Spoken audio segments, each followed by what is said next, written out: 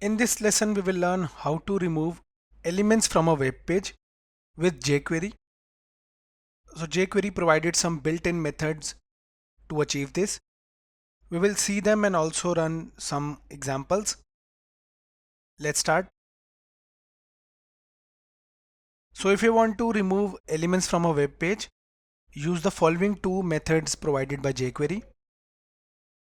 The remove method will remove the selected element and also its child elements. The empty element will also achieve the same, but it won't take the element out of the document object model. That means the element won't get removed. It will remain under the structure of the web page. Let us see the first example, remove. So under the remove method, we will remove the selected element and its child elements. So under our example, we will remove the p element using the remove method. Let us see the example. So here we are using the VS Code. We have created the following folder on the desktop for the files. Let us create a new file. Right click here, click new file. Name the new file. I'll name it index36.html. Okay. Now let us take the structure of the code from here. Right click, copy. This shows how we add jQuery. Right click, paste. This shows that we added jQuery using jQuery CDN. And this is our jQuery code. Okay. Let us add the body elements. That means the HTML elements. After that, we will add the jQuery script. So let us add. Let's say we have a H1 heading on the web page and some text.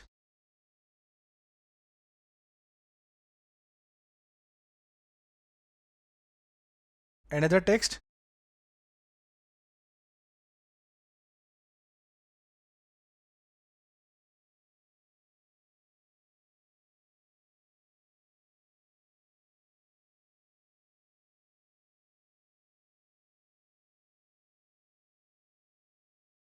So we will remove both these lines after clicking the following button. So add the button using the button element. I'll also add a text on the button. Remove. I am using the ID attribute with the ID name btn. Okay, so when we will click on this button, both these p elements will vanish. For that, we'll be using the click event. Let's now switch over to the jQuery script, jQuery code. Okay, on clicking. So we have set the click event. Okay, on clicking what? On clicking the button. So hash btn. We have used the ID selector here because we have used the ID attribute, ID name btn, and it is used here. On clicking the button, the p element will remove. So obviously we will use remove method and we want to remove the p element. That's it. Add a semicolon. On clicking this button, p will remove. The following p elements will remove. Okay, we forgot the dollar. Okay, we have set it. Now we can also style the p element here, the following two, so that we can understand the concept in a better way. Just before closing the head tag, create the style element and we will style the p tag.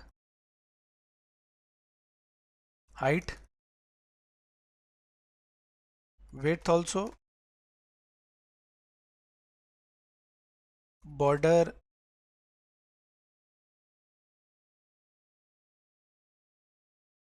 background blue, and text color white. That's it. File, save all.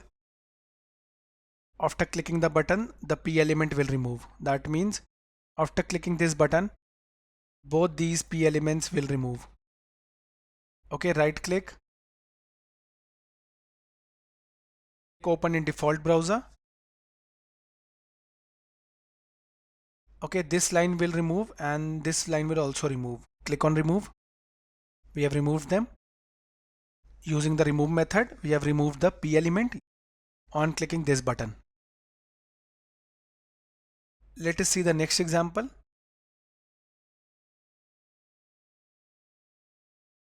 In the next example, we will use the empty method. We will show the same example and will also show the difference between remove and empty methods. This will remove the child elements and the content. It will take the element out of the DOM, that means the document object model, that means the structure of the web page. It will take the element out, but it won't remove the element. We will show what does that mean. Okay, now we will see an example and remove the content of the P element, but the P element won't get removed. Let us see the example. This is our VS Code. Let me create a new file. Right click, new file, index37.html. Okay, let me take the previous code, copy, right click, paste. Okay, first set the body. We will keep the h1 heading, and for h2 we can mention only the line because the element won't get deleted. Let me mention only the line. Okay, that's it. Rest keep as it is. Button to remove only the line. Okay, rest keep as it is. The following was our button, and we will click on this button, and using the click event, the following. On clicking, what will happen? The P will be used with the empty method so that we can remove the content but not the element itself.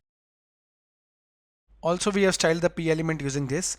So when we will click on the button, the text will vanish, the following text of the P element, but the P element will still remain. So the following styles will be visible. That means we can see the background blue there.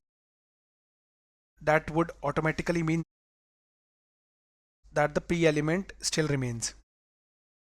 Okay, go to file, save all, right click, open in default browser. So now I'll click on remove and you can see what will happen. On clicking remove, the content of the P element removed, but the P element still stays there.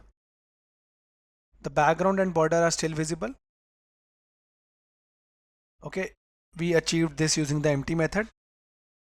In the previous method, remove method, we saw that the content as well as the element both got removed.